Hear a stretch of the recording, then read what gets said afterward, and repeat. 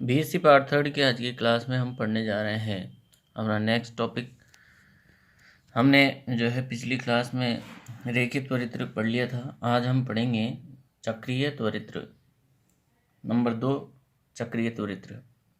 चक्रीय त्वरित्रों में जो है सबसे फर्स्ट हम पढ़ेंगे साइक्लोट्रॉन। साइक्लोट्रॉन तो लॉरेंस और लिविंगस्टोन नामक दो वैज्ञानिकों ने रेखीय त्वरित्र की कमियों को दूर करते हुए एक नया त्वरित्र प्रस्तुत किया, जिसमें विद्युत क्षेत्र के साथ साथ चुंबकीय क्षेत्र भी आरोपित किया जाता है, जिससे आवेशित कण का पथ सरल रेखीय नहीं होकर सर्पिलाकार या वृत्ताकार होता है। उपरोक्त युक्ति साइक्लोट्रॉन कहलाती है, यानी कि जिसमें जो है सर्पिलाकार वृत्ताकार जो है पथ होता है पार्टिकल का, उस युक्ति को हम क्या कहते हैं? साइक्लोट्रॉन। जिसमें जो आवर्ती वोल्टा स्रोत होता है, आवर्ती वोल्टा स्रोत के एक संपूर्ण चक्र में आवेशित कण को 2 बार त्वरित करके उसकी ऊर्जा में क्या की जाती है? वृद्धि की जाती है, उसकी एनर्जी को बढ़ाया जाता है उसी चक्र में बार बार जो है उसको घुमा करके। तो जो साइक्लोट्रॉन है उसकी बनावट इस तरह से रहती है। ये यहाँ पर इसमें 2 डी कक्ष बने हुए होते हैं। इन डी कक्षों में जो है हम जो भी पार्टिकल ले रहे हैं वो पार्टिकल इन कक्षों में जो है चक्कर करता है। यहाँ 2 उच्च जो है चुंबकीय क्षेत्र चुंबकीय ध्रुवों के बीच में रखे होते हैं। ये उत्तरी ध्रुव है, ये उत्तरी ध्रुव, ये हो गया दक्षिणी ध्रुव। ये यहाँ पर आवृत्ति वोल्टेज सोर्स लगा होता है और यहाँ केंद्र में रखा होता है धनायन का स्रोत।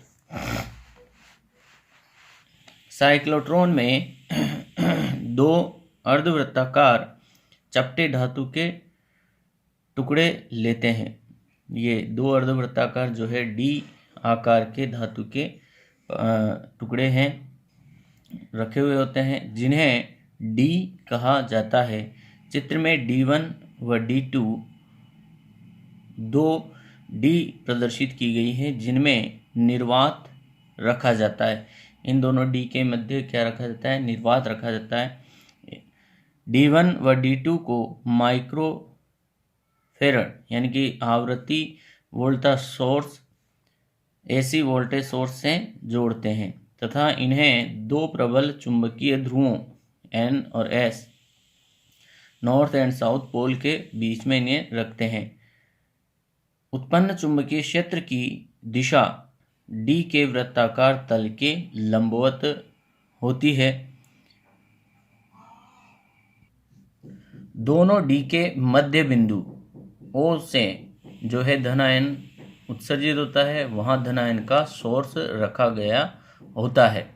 अब इसकी कार्यविधि किस तरह से रहती है? जब धनायन स्रोत से धनायन उत्सर्जित होता है तो आवृत्ति वोल्टा स्रोत की आवृत्ति इस प्रकार परिवर्तित होती है कि जो D1 है उस D1 पर ऋणावेश रहे और D2 पर धनावेश रहे, जिससे धनायन त्वरित होकर D1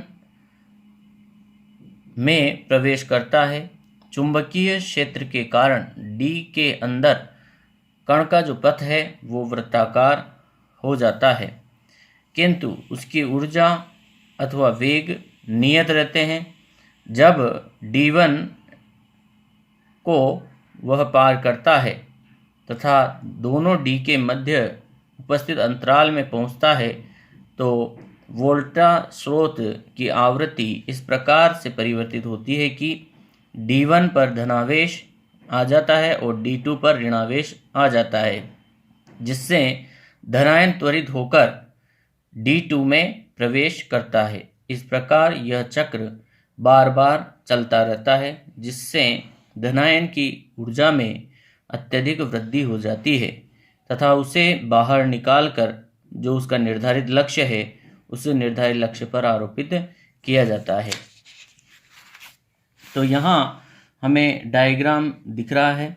तो यहाँ जो है धनायन का सोर्स रखा होता है। सबसे पहले जो D1 है उस D1 को हम ऋणात्मक पर रखते हैं और इसको धनात्मक पर रखते हैं। तो जो धनायन यहाँ से उत्सर्जित होता है वो धनायन इस ऋणावेशित D में प्रवेश करता है और नियत वेग और नियत ऊर्जा से इसमें वृत्ताकार पथ में ये घूमता है। और जैसे ही ये D1 से बाहर आने की स्थिति में होता है, इस परिवर्तित वोल्टा सोर्स से D1 तो हो जाता है पॉजिटिव और D2 हो जाता है निगेटिव। तो इन दोनों D के बीच का जो एक गैप है, इस गैप में इस धनायन की ऊर्जा और वेग में क्या होता है, वृद्धि होती है। ये इससे खिंच करके इस D2 में प्रवेश करता है।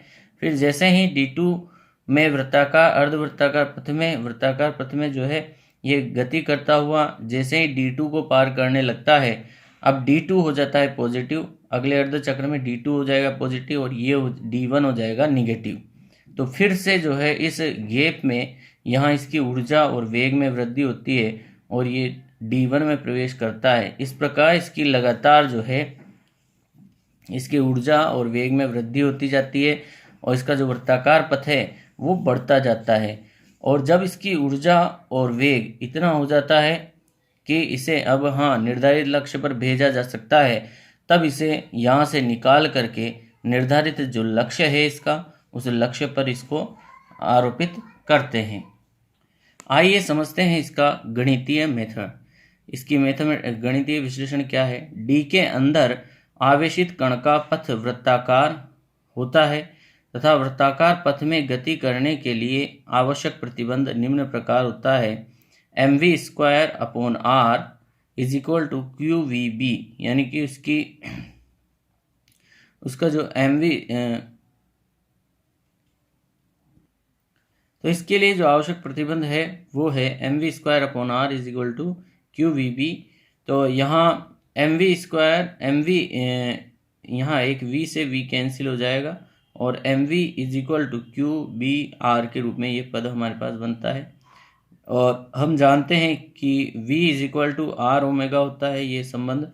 v = r ओमेगा संबंध से यहाँ v की वैल्यू हम पुट करते हैं तो mr ओमेगा = qb × r ये बनता है। तो यहाँ से आवृत्ति ओमेगा qb/m के रूप में हमें इक्वेशन फर्स्ट के रूप में फाइंड आउट होती है।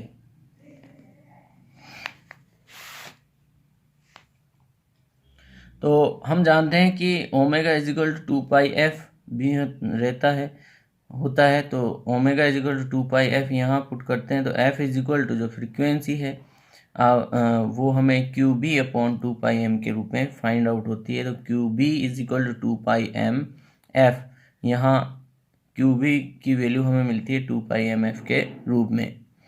तो साइक्लोट्रॉन की जो आवृत्ति है इसको ये इक्वेशन हमें व्यक्त करती है, इक्वेशन नंबर 2। साइक्लोट्रॉन की आवृत्ति को इक्वेशन नंबर 2 व्यक्त करती है। यदि D की त्रिज्या R हो तो D के अंदर कण द्वारा अधिकतम जो है ऊर्जा ग्रहण करने पर कण को बाहर निकाल लेते हैं।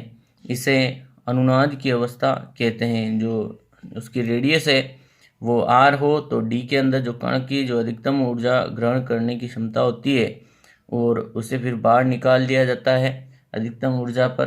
तो इसी व्यवस्था को क्या कहते हैं हम, इस अवस्था को हम कहते हैं अनुनादिक अवस्था। अतः साइक्लोट्रॉन अनुनाद की स्थिति में जो उसकी त्रिज्या है वो कितनी है, R, तो उसकी अधिकतम ऊर्जा होगी 12 mv मैक्स स्क्वायर। इस स्थिति में वेग उसका क्या हो जाता है, अधिकतम हो जाता है।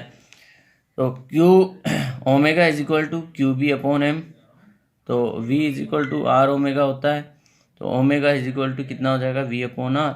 तो यहाँ ओमेगा की वैल्यू रखते हैं v/r = qb/m। तो यहाँ से v = हमें मिलता है qb/r/m। और यदि स्मॉल r = कितना हो कि मैक्सिमम हो r त्रिज्या के बराबर, तो v मैक्सिमम = qb/r/m हो जाएगा। यहाँ r की जगह हमने क्या रख दिया, उसकी जो मैक्सिमम रेडियस है r है वो रख दी। तो इक्वेशन नंबर जो 4 है और जो 5 है वहाँ से यहाँ से वैल्यू रखेंगे। ई मैक्सिमम में, तो हाफ एम वी स्क्वायर, तो सभी पदों का स्क्वायर हो जाएगा।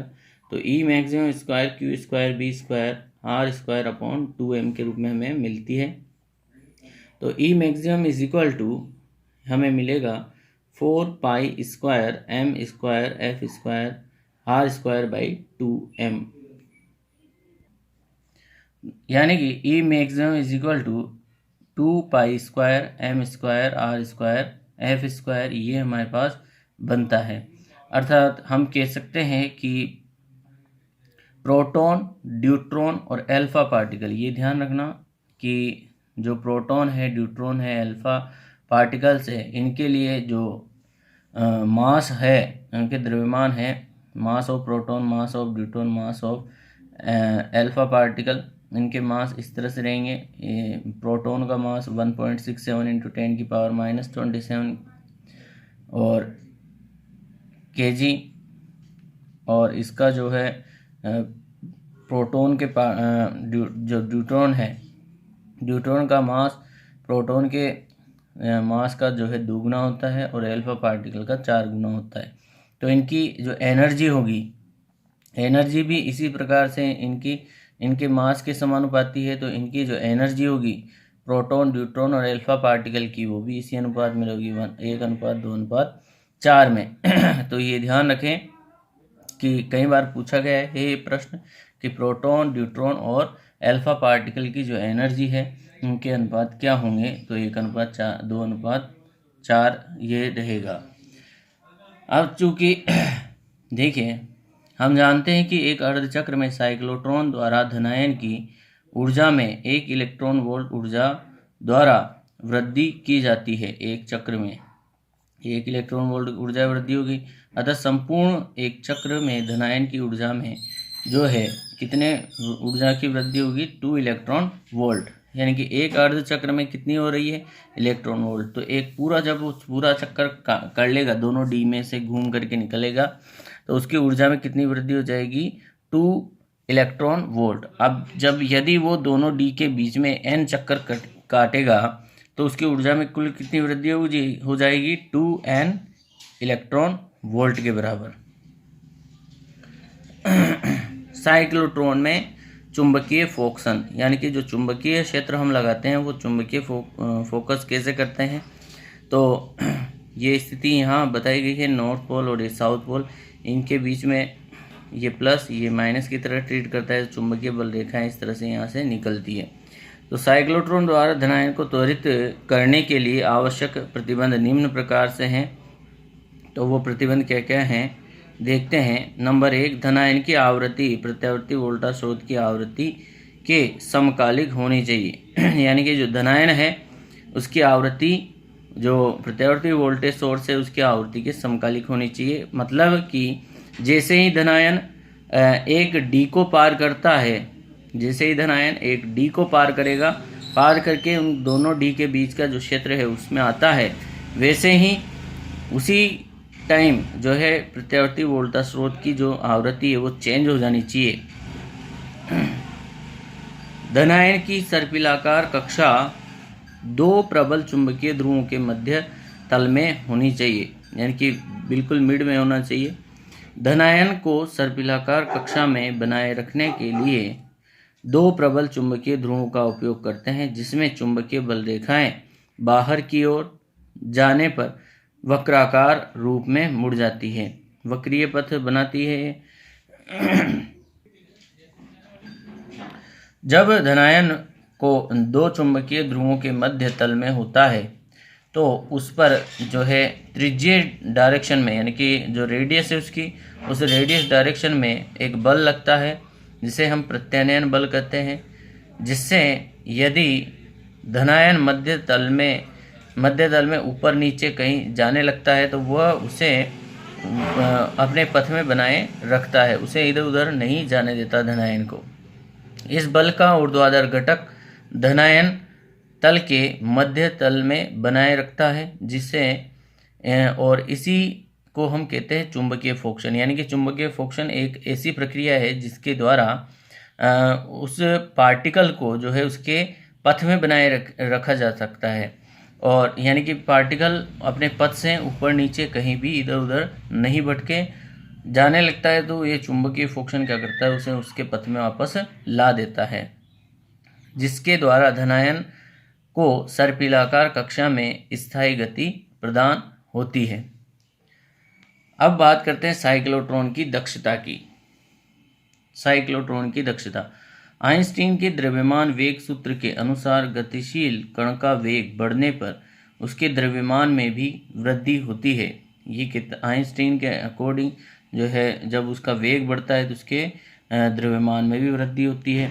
तो उसका द्रव्यमान में कितनी वृद्धि होती है, तो उसका द्रव्यमान किस तरह से परिवर्तित होता है, वो फॉर्मूला इस तरह से है, m=m0 upon √1 - v² upon c²। यदि वेग बढ़ेगा तो मास में वृद्धि होगी। तो और दूसरा रिलेशन है ω=QB/m के रूप में हमने ये फाइंड आउट कर चुके हैं। यदि मास बढ़ेगा, द्रव्यमान बढ़ेगा, तो उसका कोणीय वेग क्या होगा, कम होगा।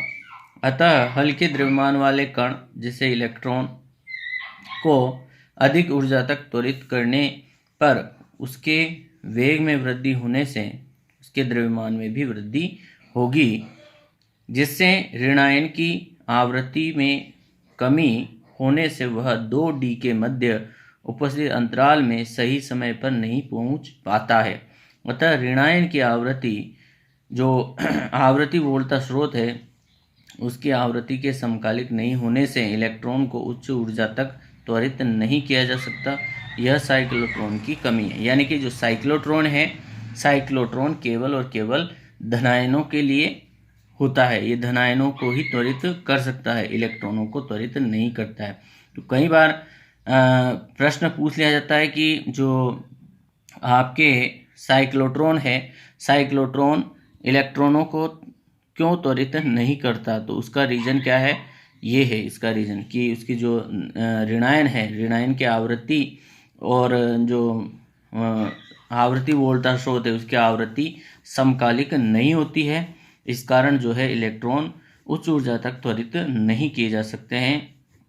केवल और केवल इसके द्वारा धनायनों को, जैसे आपके पास प्रोटॉन है, न्यूट्रॉन है, अल्फा पार्टिकल है, इन्हीं को जो है साइक्लोट्रॉन की सहायता से त्वरित किया जा सकता है। तो ये है हमारे पास साइक्लोट्रॉन, और इसके द्वारा जो है केवल और केवल धनायनों को ही त्वरित कर सकते हैं। आप लोगों को पता चल गया कि ये इलेक्ट्रॉनों को यानी कि ऋणायनों को क्यों त्वरित नहीं करता है। तो ऋणायनों को त्वरित नहीं करने के पीछे ये रीज़न है कि ये जो ऋणायन है, ऋणायन इस की जो आवृत्ति है और जो वोल्टा स्रोत है उसकी आवृत्ति एक दूसरे के समकालिक नहीं होती। समकालिक का मतलब कि जैसे ही इलेक्ट्रॉन इससे बाहर निकलेगा इसकी आवृत्ति चेंज नहीं होगी, या जैसे ही इसमें प्रवेश करेगा इसकी आवृत्ति परिवर्तित नहीं होगी, तो उसके एनर्जी में वृद्धि नहीं हो पाती है। और इस कारण से जो साइक्लोट्रॉन है केवल और केवल धनायनों को ही क्या करते हैं, त्वरित करते हैं। इलेक्ट्रॉनों के लिए अन्य त्वरित हम देखेंगे। आज की क्लास में इतना ही। नेक्स्ट क्लास में हम बीटाट्रॉन पढ़ेंगे। तो जो चक्रीय त्वरित्र हैं, चक्रीय त्वरित्रों की अलग अलग कैटेगरी हम देखेंगे। अभी हमने साइक्लोट्रॉन पढ़ा, हम बीटाट्रॉन पढ़ेंगे फिर नेक्स्ट टॉपिक में। और यदि आपको कोई प्रॉब्लम आती है तो कमेंट बॉक्स में कमेंट करें, मैसेज कर दें, पूछ लें फ़ोन करके।